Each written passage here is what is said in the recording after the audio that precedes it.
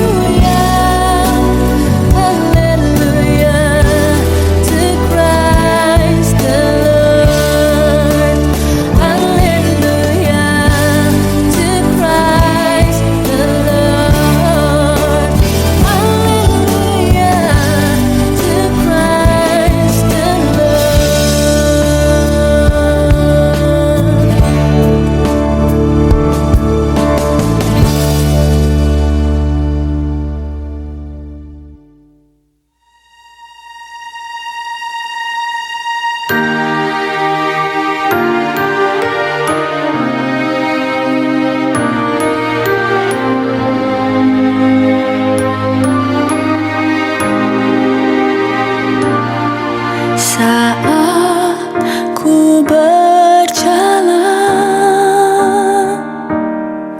kasih-Mu menerangi langkahku. Takut, takut, takut bimbang, karena ku tahu Kau bersamaku. Kau lebih tahu yang terbaik bagiku. Kau lebih sanggup pulihkan hidupku. Ku berserah, ku percaya, hanya Yesus penolong yang setia.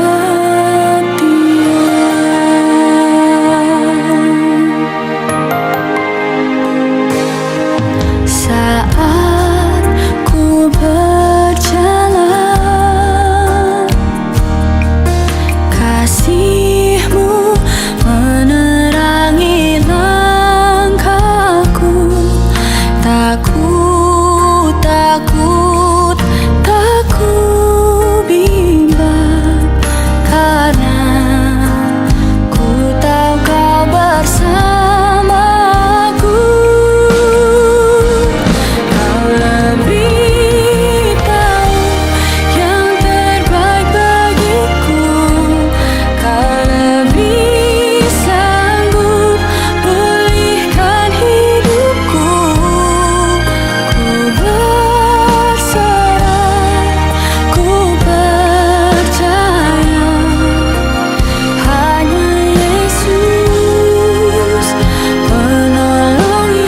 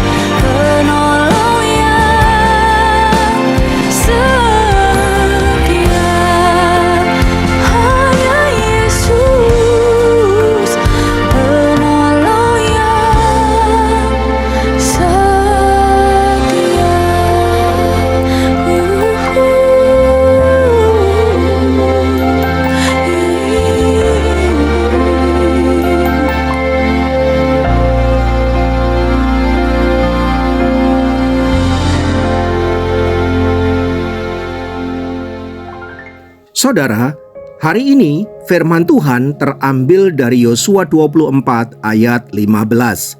Yosua 24 ayat 15 berkata, "Tetapi jika kamu anggap tidak baik untuk beribadah kepada Tuhan, pilihlah pada hari ini kepada siapa kamu akan beribadah. Allah yang kepadanya nenek moyangmu beribadah di seberang sungai Efrat, atau Allah orang Amori yang negerinya kamu diami ini. Tetapi aku dan seisi rumahku, kami akan beribadah kepada Tuhan." Bagian akhir dari ayat itu berkata, "Tetapi aku dan seisi rumahku, kami akan beribadah kepada Tuhan." Saudara, hari ini kita berbicara tentang bagaimana kita membangun mezbah di dalam rumah tangga kita. Jika kita berbicara tentang mezbah, apa sih yang dimaksud dengan mezbah itu? Mezbah atau altar adalah bangunan atau suatu tempat yang dikhususkan atau disucikan untuk mempersembahkan korban mempersembahkan persembahan dan beribadah kepada Tuhan. Dalam konteks orang Israel pada waktu itu, tentu bentuknya adalah bangunan.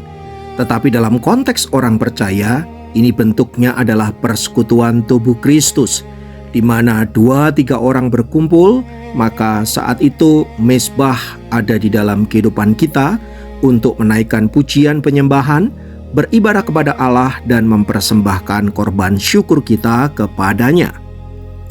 Artinya, mezbah dapat kita alami atau dapat kita lakukan di mana saja, termasuk di dalam rumah kita.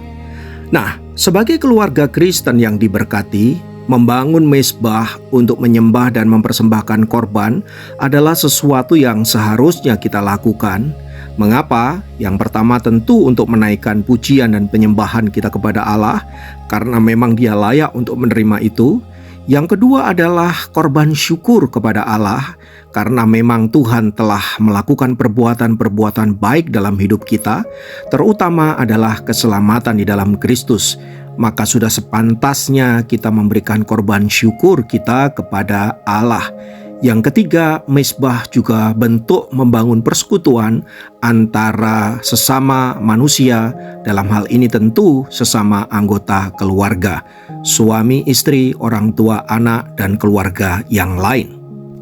Mengapa mezbah ini perlu kita bangun? Sekali lagi, saya ingin menegaskan bahwa rumah tangga Kristen adalah rumah tangga yang dibangun oleh Allah sendiri, dan Allah rindu setiap orang yang ada di dalamnya diberkati untuk menyembah Dia, untuk menjadi saksi bagi Dia.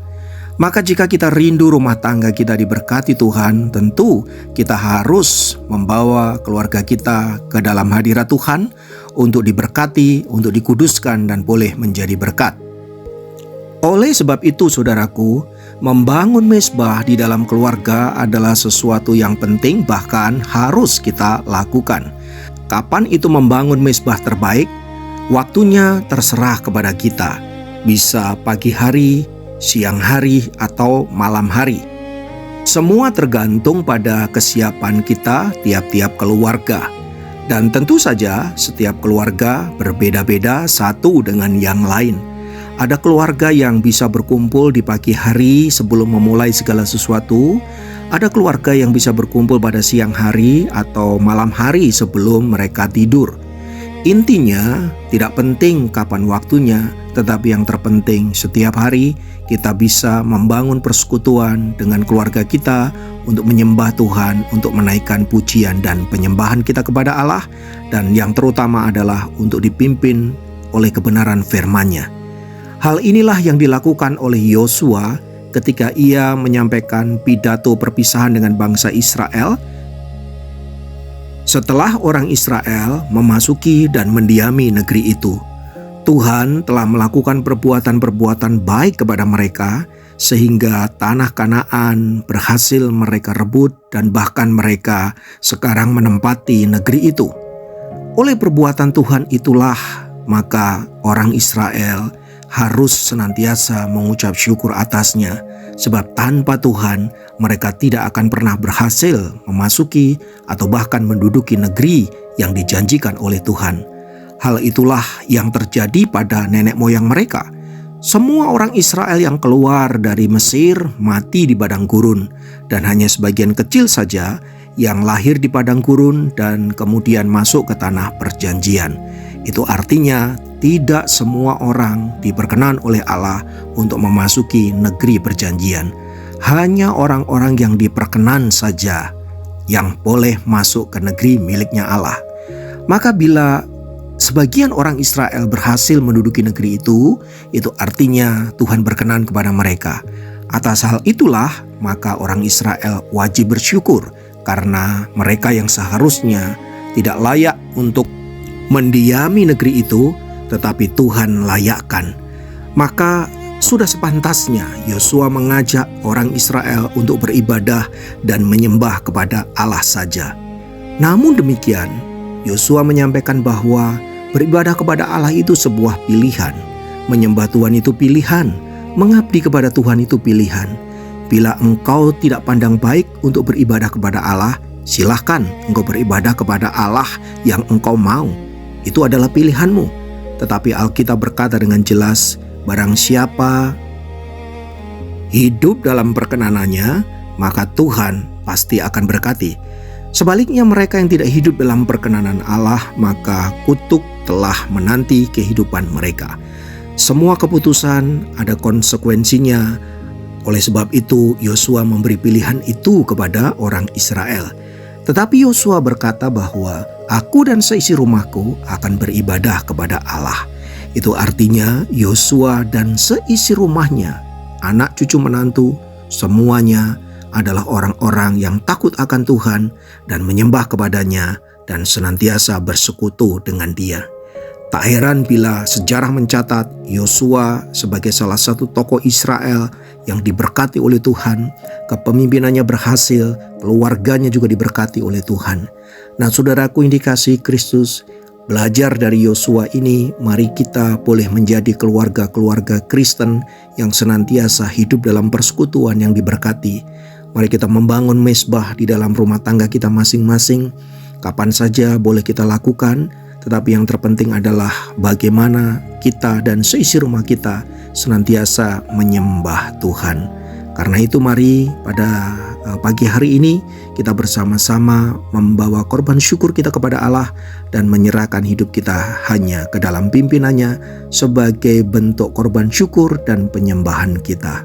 Terpujilah nama Tuhan. Mari kita berdoa. Kami membawa hidup kami ke dalam tangan kasih-Mu, menaikkan pujian dan syukur untuk anugerah-Mu, dan membawa seluruh keluarga kami sebagai korban syukur di hadapan Tuhan. Kiranya Tuhan berkenan atas hidup kami. Terpujilah nama-Mu. Dalam nama Yesus kami berdoa dan bersyukur kepada-Mu. Haleluya. Amin. Saudaraku yang dikasihi Kristus, mari kita bersama-sama masuk dalam doa syafaat kita. Hari ini kita berdoa untuk gereja Tuhan dimanapun berada, orang-orang percaya dimanapun berada, lembaga misi, dan bahkan kita berdoa untuk gereja-gereja yang saat ini sedang ada dalam pergumulan supaya Tuhan yang menolong dan melawat mereka. Mari kita berdoa. Bapa, kami menyerahkan gereja Tuhan dimanapun berada. Bila ada gerejamu yang hari-hari ini mengalami pergumulan, Tuhan yang melawat mereka. Engkau kiranya berkati para leaders mereka, para aktivis, orang-orang percaya dimanapun berada, Tuhan yang jamah mereka. Bila mereka ada dalam kesesakan, pergumulan karena iman mereka, Roh Kudus menguatkan mereka, memampukan mereka, sehingga mereka tetap boleh menjadi saksi. Kami berdoa menyerahkan denominasi gereja dimanapun berada di seluruh dunia, Tuhan yang melawat mereka. Bapa, kami juga berdoa menyerahkan untuk lembaga misi dan orang-orang yang bermisi dalam pekerjaan-Mu. Tuhan berkati dan Tuhan tolong mereka sehingga pelayanan mereka diberkati oleh Tuhan. Mereka boleh menjangkau jiwa-jiwa, bahkan mereka yang belum terjangkau dijamah oleh Tuhan melalui pelayanan para misionaris atau para misi ini Bapa. Bapa berkati mereka, Engkau cukupkan kebutuhan mereka sehingga dimanapun mereka berada mereka diberkati oleh Tuhan. Demikian juga kami berdoa menyerahkan gereja kami ke dalam tangan kasih-Mu Tuhan. Engkau yang tahu keadaan gereja ini, Engkau yang akan tuntun dan pimpin supaya gereja ini tetap berjalan di dalam trek yang Engkau kehendaki. Ada badai, ada gelombang, ada apapun itu, namun selama kami berpegang kepada Tuhan sebagai nahkoda kami, maka kami akan aman sejahtera sampai kepada pelabuhan tujuan hidup kami. Terima kasih Tuhan, dan sepanjang hari ini kiranya Bapa pimpin kami, sehingga sepanjang hari ini boleh menjadi hari yang diberkati oleh Tuhan. Kami bersyukur untuk kasih-Mu, terpujilah nama-Mu, kekal selamanya. Dalam nama Yesus kami berdoa dan bersyukur kepada-Mu, Tuhan kami, Allah kami, yang telah mengajar kami berdoa demikian. Bapa kami yang di sorga, dikuduskanlah nama-Mu. Datanglah kerajaan-Mu, jadilah kehendak-Mu di bumi seperti di sorga. Beri kami pada hari ini makanan kami yang secukupnya, dan ampuni kesalahan kami, seperti kami juga mengampuni orang yang bersalah pada kami. Jangan membawa kami ke dalam pencobaan, tetapi lepaskan kami dari yang jahat. Karena Engkau yang punya kerajaan dan kuasa dan kemuliaan sampai selama-lamanya. Tuhan memberkati dalam nama Yesus. Haleluya. Amin. Saudaraku, selamat beraktivitas. Kiranya Tuhan yang akan memberkati kita sepanjang hari ini sehat selalu dan senantiasa semangat di dalam Tuhan. Amin.